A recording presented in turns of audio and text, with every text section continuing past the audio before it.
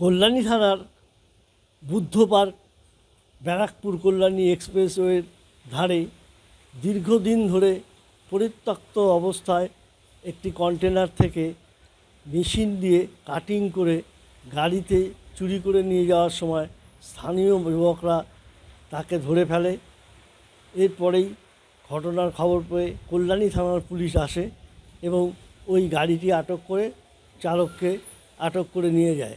জানা যায় দীর্ঘদিন ধরেই এরা বিভিন্ন যে সমস্ত গাড়ি রাস্তায় দীর্ঘদিন ধরে অকেজো বা খারাপ হয়ে পড়ে থাকে সেগুলো কাটিং করে তারা নিয়ে যেত এবং বিক্রি করত।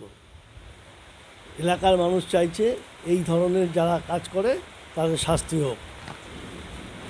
মালটা কাটিং হয়েছিল, ঠিক আছে, একজন বিক্রি করেছিল আইসক্রিম কারখানা। লোকটা সকালবেলা এসেছিল আর শেখরদাই ছিল, আলোচনা হয়েছে, ওই মন্দিরে গেলে মন্দিরে বললো টাকা দিতে হবে, মাল যেটা একটু ক্ষতি হয়েছে ওই টাকাটা দিতে হবে, কাটে তারপর ওইখানে বললো তোমরা মালটা তুলো। শেখরদা এখানে দাঁড়িয়ে ছিল, তোরা মালটা তুলে নিয়ে যা। হ্যাঁ, এই কথা হয়েছে। হ্যাঁ,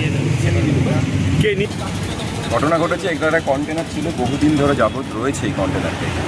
সেটা হচ্ছে প্রায় 4 বছর 5 বছর হলো রয়েছে।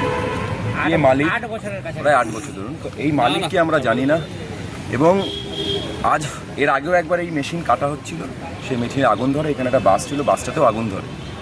তো সেইখানে দাঁড়িয়ে আজকে আবার এই মেশিনটিকে এখান থেকে তুলে নেওয়া যাওয়া হচ্ছে এবং কাটাই করে বিক্রি করার প্ল্যান বা চুরি করার প্ল্যান। এটা কারো কোনো মালিক আমরা যখন ধরি তাকে, কার মেশিন, কী মেশিন, কে পাঠিয়েছে, শুধু নাম জানতে পারলাম এটাই যে একজন ফোন করেছে যার নাম জিতেন, এবং সে বলেছে ওখানে শেখরদা থাকবে, শেখরদা দাঁড়িয়ে থেকে মালটা তুলবে।